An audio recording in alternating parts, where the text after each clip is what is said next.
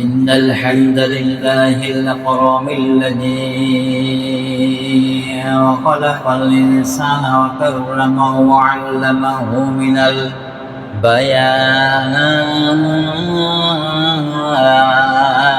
ما لما يعلم فسبحان الذي لا يحصى امتنانه باللسان ولا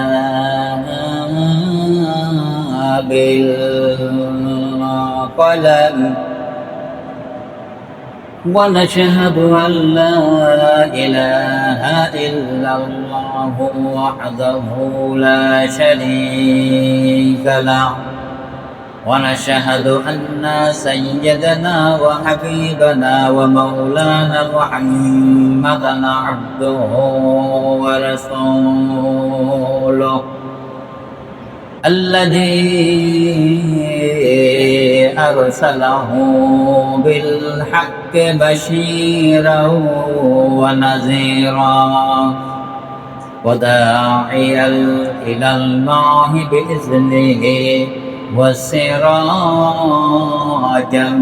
منيرا فقد قال الله تعالى في كلامه المجيد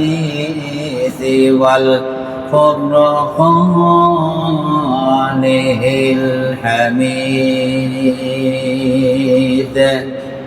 أعوذ بالله من الشيطان الرجيم بسم الله الرحمن الرحيم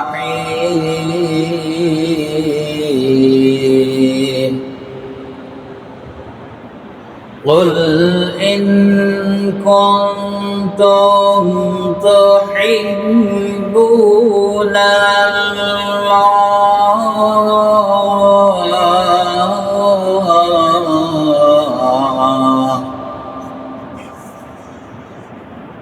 فاتبعوني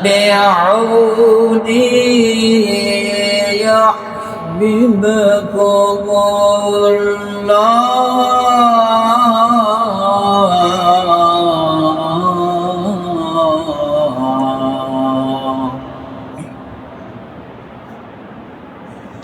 قل إن كنتم تحبون الله فاتبعوني يحببكم الله ويغفر لكم ذنوبكم والله غفور رحيم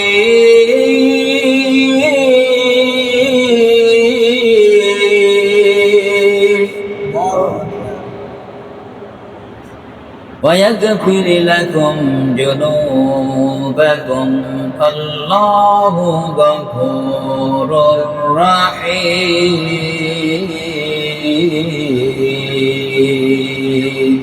صدق الله العظيم وقال تعالى في حبيب الشان إن الله وملائكته يصلون على النبي يا أيها الذين آمنوا صلوا عليه وسلموا تسليما اللهم صل على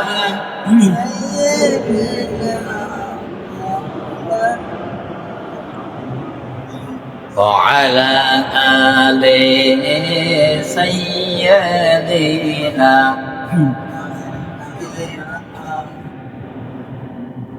আকাশের ওই তারাগুলি ঝিলমিলে ঝিলমিলে জ্বলছে ডালে ফুলগুলো সৌরভে দুলছে, রসুল এসেছে, রসুল এসেছে, হাবিব এসেছে, রসুল এসেছে। ঠিক কিনা যারা বলে? রসুল করিম সাল্লাল্লাহু আলাইহি সাল্লাম কোন মাসে এসেছিলেন বলেন? এক বাক্যে সবাই বলেন, কি মাসে? রবিউল আউয়াল। এই মাসটা কি মাস? তাহলে রসুল এই মাসে আসছিল না? আকাশের ওই তারাগুলো ঝিলিমিলি ঝিলিমিলি জ্বলছে, ডালে ডালে ফুলগুলো সৌরভে দুলছে, রসুল এসেছে, হাবিব এসেছে, রসুল এসেছে, হাবিব এসেছে। আরব দেশের কাবার পাশে, আরব দেশের কাবার পাশে মানবের সেরা মানব এসেছে। ঠিক কিনা? আরব দেশের কাবার পাশে মানবের সেরা মানব এসেছে, রসুল এসেছে, হাবিব এসেছে, রসুল এসেছে। আকাশের ওই তারাগুলি ঝিলমিলি ঝিলিমিলি জ্বলছে, ডালে ডালে ফুলগুলো সৌরভে দুলছে, রসুল এসেছে, হাবিব এসেছে। আল্লাহুম্মা সাল্লি আলা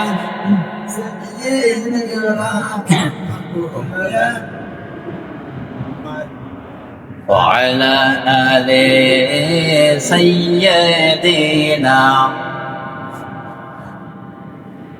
আমরা মহান আল্লাহ তাআলার কাছে শুকরিয়া জ্ঞাপন করি যে মহান আল্লাহ তাআলা তিনি আপনাকে আমাকে পবিত্র রবিউল আউয়াল মাসের প্রথম জুমায় সকলকে যথাসময় তার ঘরে আসার মতন সুযোগ দান করেছেন। এই জন্য সেই মহান রব্বে কারিমের দরবারে শুকরিয়া আদায় করি। সবাই বলি আলহামদুলিল্লাহ, মুহাব্বতের সাথে আরো বলি আলহামদুলিল্লাহ।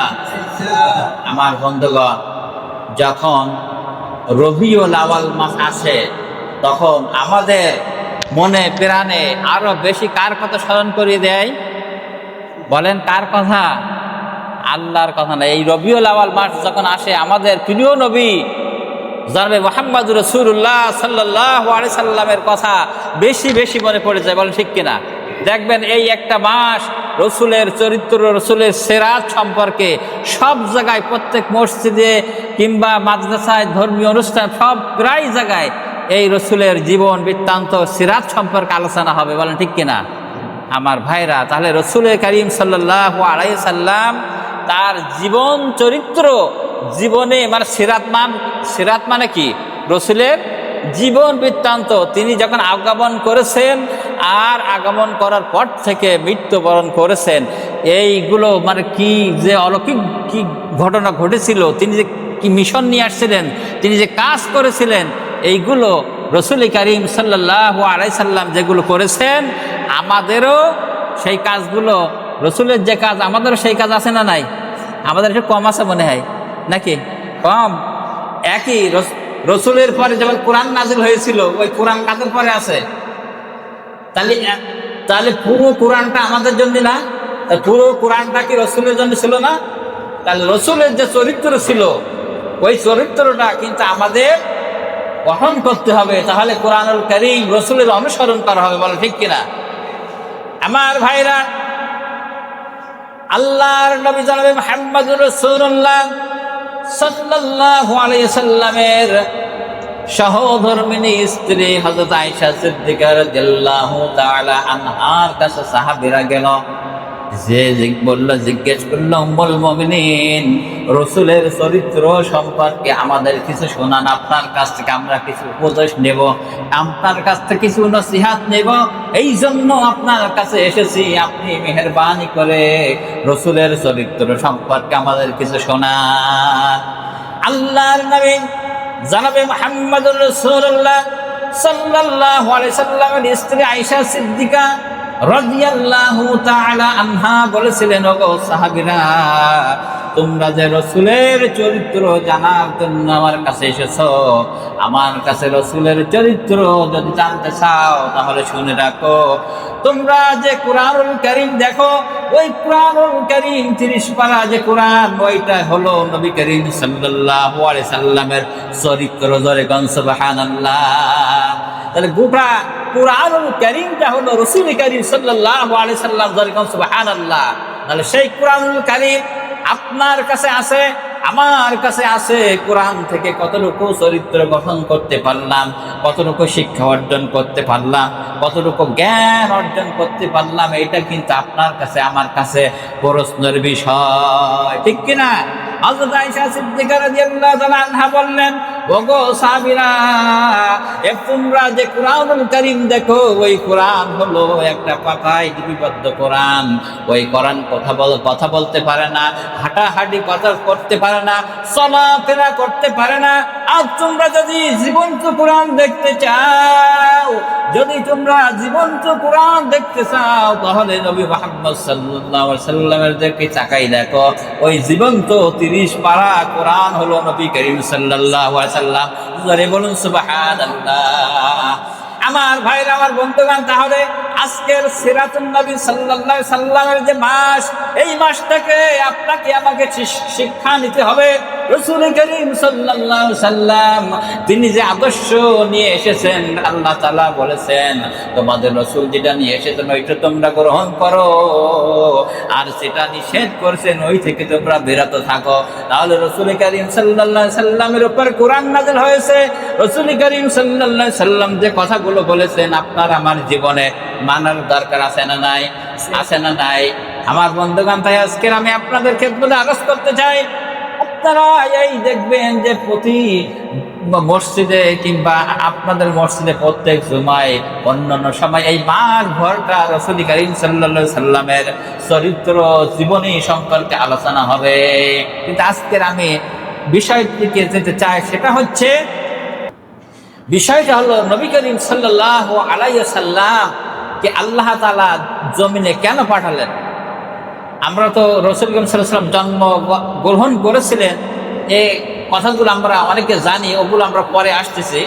কিন্তু মূল বিষয়টা হলো আল্লাহ পাক রাসূলকে জমিনে কেন পাঠালেন, এটা হলো আমাদের কাছে কিন্তু অনেকের প্রশ্ন থাকে যে রাসূলকে আল্লাহ পাক পাঠালেন, আবার রাসূলের অনুসরণ করার কথা কেন বলা হলো? আমার ভাইরা, আল্লাহ রাব্বুল আলামিন বলেন, কুল ইন কুনতুম তুহিব্বুনাল্লাহা ফাত্তাবিউনি ইউহিব্বুকুমুল্লাহ ওয়া ইয়াগফির লাকুম যুনুবাকুম ওয়াল্লাহু গফুরুর রহিম। আল্লাহু আকবার।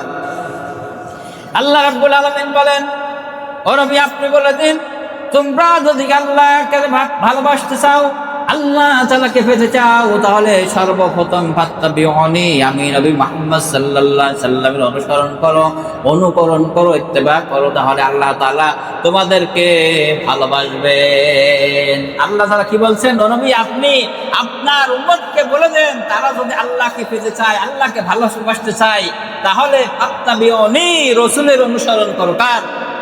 রাসূলের অনুসরণ করো, অনুকরণ করো, ইত্তেবা করো, রাসূল যেটা বলেছেন সেটা গ্রহণ করো, যেটা নিষেধ করেছেন তা থেকে বিরত থাকো। এইটা যদি তোমরা করতে পারো, তাহলে আল্লাহ তাআলা তোমাদের বলেছেন, ওয়ায়াগফির লাকুম যুনুবাকুম আল্লাহু গফুরুর রহিম। আল্লাহ তাআলা তোমাদের জীবনে যত গুনাহ হয়েছে সব মাফ করে দিবেন। ধরে কোন সুবহানাল্লাহ। আমার ভাই, আমার বন্ধুগণ, লাইভে কথা বলছিলাম, আল্লাহ রাব্বুল আলামিন আপনার নবী, আমার নবী, দয়ার নবী, মায়ের নবী জনাবে মুহাম্মদুর রাসূলুল্লাহ সাল্লাল্লাহু আলাইহি সাল্লামকে দুনিয়ায় কেন আনলেন? তার কাজটা কি ছিল? জমিনে এসে কি কাজ করেছেন? যে কাজটা করেছেন ওই কাজটা আপনারও দরকার, আমারও দরকার, ঠিক কিনা যারা বলেন? আল্লাহ তাআলা কোরআনুল কারীমে বলছেন, হুয়াল্লাযী আরসালা রাসূলাহু বিল হুদা ওয়া দীনিল হক লিইয়ুযহিরাহু আলাদ দীনি কুল্লিহি ওয়া কাফা বিল্লাহি শাহীদা। আল্লাহু আকবার। আল্লাহ রাব্বুল আলামিন বলেন, হুয়াল্লাযী আরসালা রাসূলাহু বিল হুদা ওয়া দীনিল হক, আমি আমার রাসূলকে সত্যের বিধান দিয়ে জমিনে পাঠিয়েছি, কোরআন দিয়ে জমিনে পাঠিয়েছি, যাতে করে মানব রচিত যত মতবাদ রয়েছে, মতদর্শ রয়েছে, পথ রয়েছে, মত রয়েছে, মানব রচিত পথ আর মতকে উচ্ছেদ করে, উৎখাত করে আল্লাহ রাব্বুল আলামিনের আইন প্রতিষ্ঠা করার জন্য আমি রাসূলকে পাঠিয়েছি। কি করেছে? এই তো মিশন, এইটা প্রথম মিশন তো এইটা নাকি? আল্লাহ তাআলা যাই জানাই দিয়েছেন, হুয়াল্লাযী আরসালা রাসূলাহু বিল হুদা ওয়া দীনিল হক লিইয়ুযহিরাহু আলাদ দীনি কুল্লিহি ওয়া কাফা বিল্লাহি শাহীদা।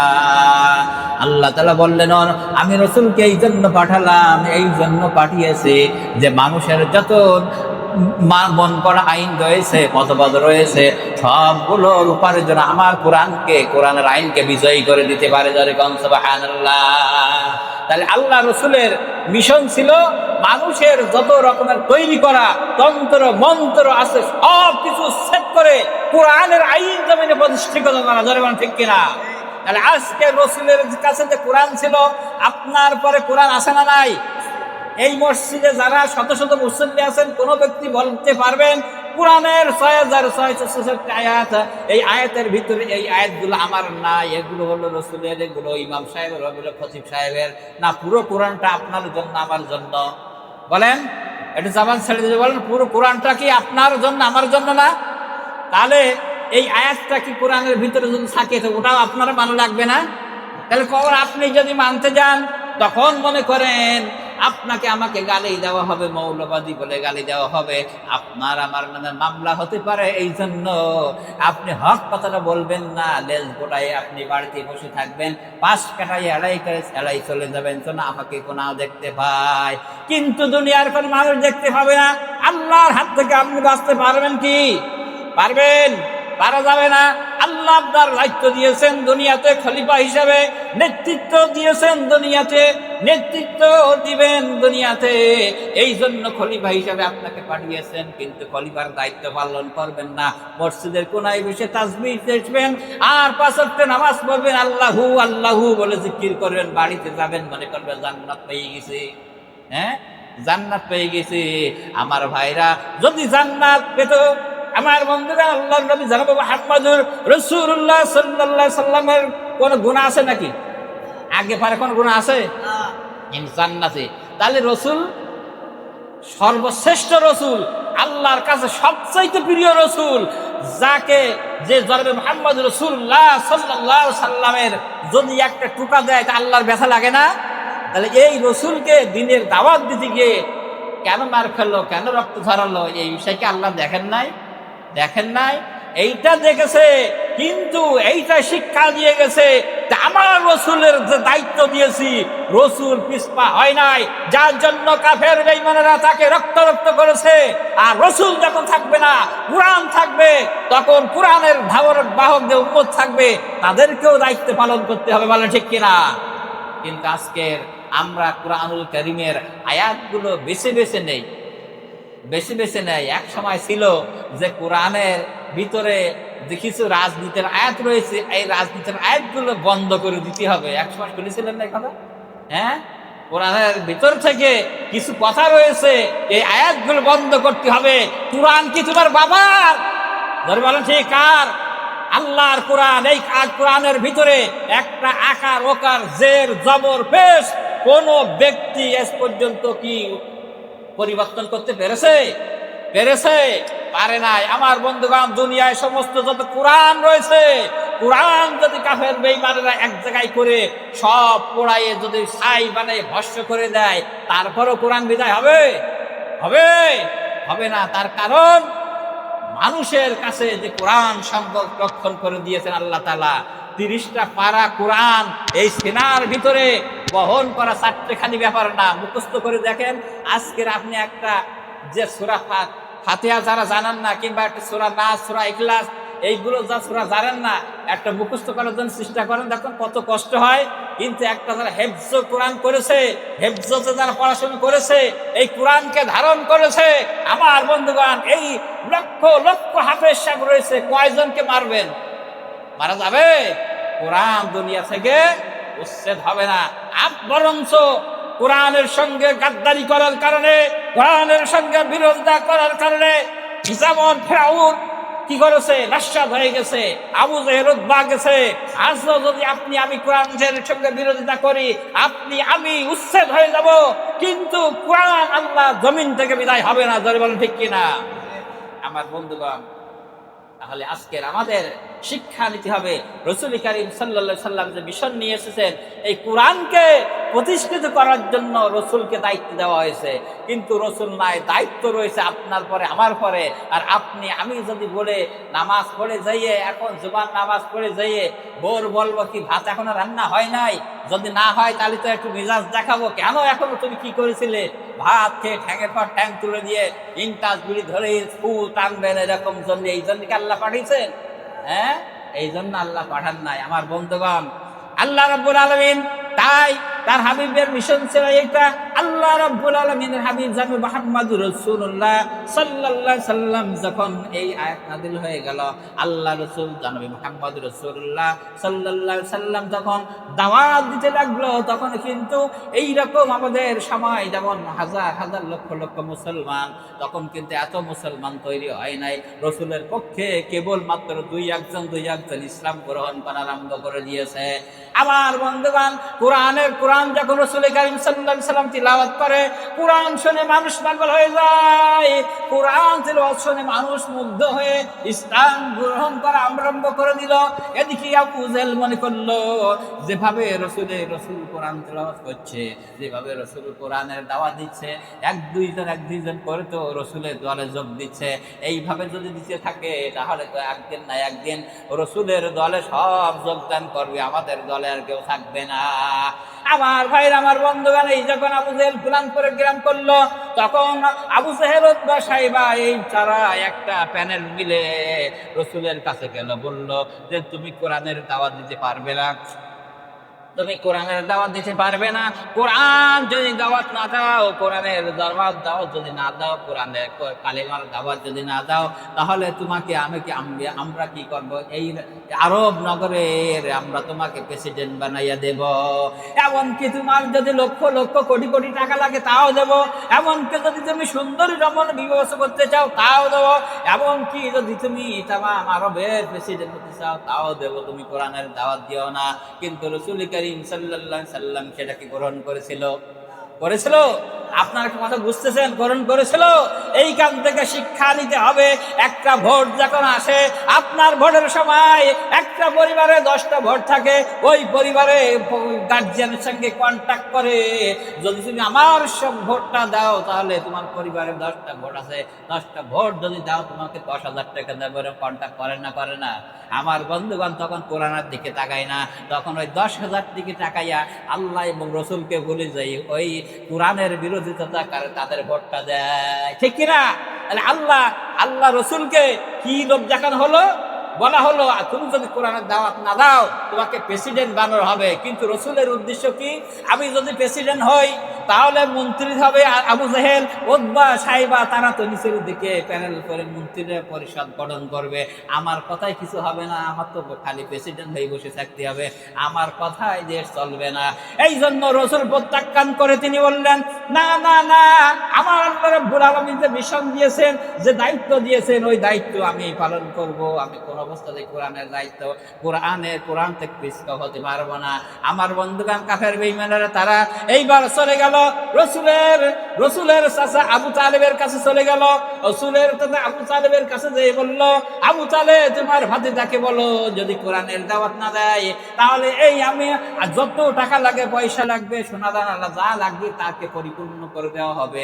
এমনকি আরবের যদি প্রেসিডেন্ট হতে চায় তাও বানাই দেওয়া হবে, এমনকি যদি সুন্দরী নারী চায় বিবাহ করতে তাই দেওয়া হবে, কিন্তু কালেমার দাওয়াত যেন না দেয়। আবু তালেবের কাছে প্রস্তাবটা দিল।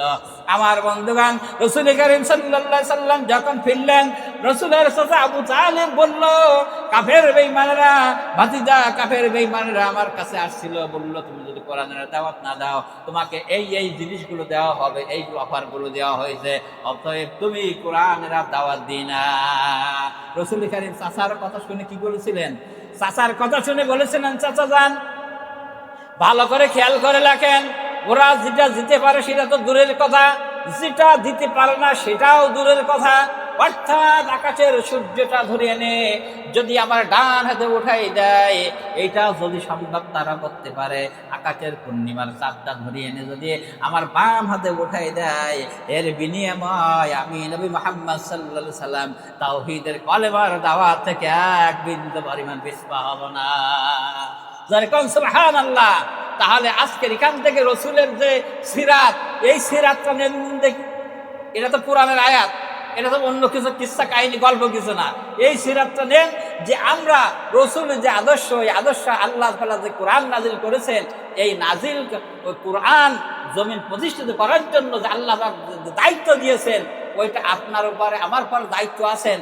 আমাদের যদি লোভও দেখানো হয়, পিস্তলের গুলিও দেখানো হয়, বন্দুকের গুলিও যদি দেখানো হয়, যদি জেল খাটানোর ভয়ও দেখানো হয়, আমরা কোরআন থেকে পিছপা হব না। এই আদর্শটা কি গ্রহণ করা যায় না?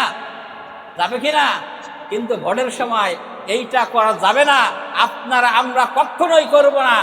যারা ইসলাম চায় না, কোরআন চায় না, এমন ব্যক্তিদেরকে টাকার বিনিময়ে যদি যান, আমার বন্ধুগণ, ওই নেতারা যত অপকর্ম করবে, আমি দুনিয়াতে তার একটা পার্সেন্টেজ পাবো না? কি গোনার একটা ভাগে অবশ্যই আপনাকে আমাকে হতে হবে, মৃত্যুর পরেও সাদকা জারিয়া থেকে যাবে।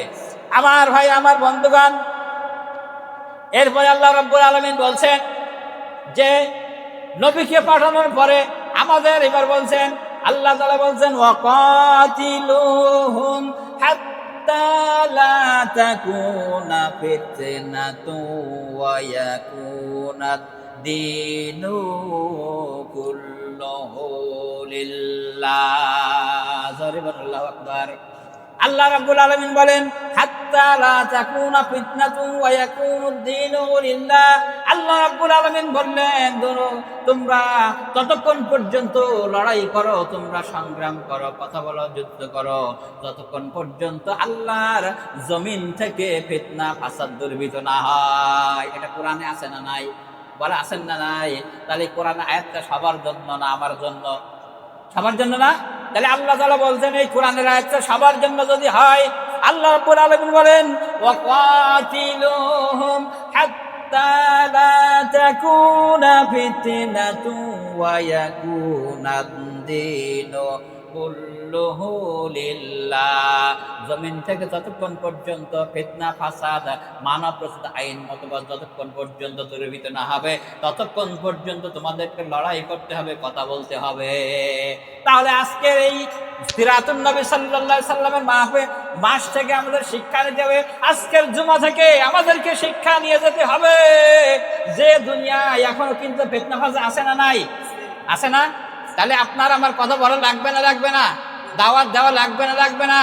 আমার বন্ধুগণ, এইবার রাসূল করিম সাল্লাল্লাহু আলাইহি সাল্লাম যখন দাওয়াত দিতে লাগলো, আবার যখন দাওয়াত দিতে লাগলো, এবার আবু জেহেল তখন আর সহ্য করতে পারলো না।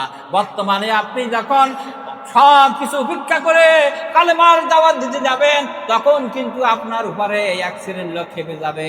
আর যতক্ষণ পর্যন্ত আপনাকে জেল দিয়ে, মামলা দিয়ে, হামলা দিয়ে যতক্ষণ পর্যন্ত শাসন করতে পারবে না, তখন তারা মনে করবে এই লোককে মেরে ফেলতে হবে। ঠিক কিনা? জেলের ভিতরে আমাদের নবী জনাবে মুহাম্মদ রাসূলুল্লাহ সাল্লাল্লাহু আলাইহি সাল্লামকে যখন ঠেকাতে পারল না, তখন শিয়াবে আবু তালেবে জেলখানে রাখছিল না? রাখে নাই? আপনারা জানেন এই কথা? শুনেছেন যে শিয়াবে আবু তালেবের রসুলকে জেলখানায় বন্দি রেখেছিল না রাখেন নাই, এমনকি জেলখানায় রেখে হত্যা করার পরিকল্পনাও নিয়েছিল। আমার বন্ধুগণের বিষয় এখন যাচ্ছে না, ও বিষয়টা আল্লাহ তাআলা তৌফিক দেন যে অন্যদিন বলা যাবে। আমার বন্ধুগণ যখন কোরআনের দাওয়াত দিতে লাগলো, এইবার রসুলের পরে আরো খেপে গেল, কোরআনের দাওয়াত দিতে গেল, রসুলের পরে আরো খেপে গেল।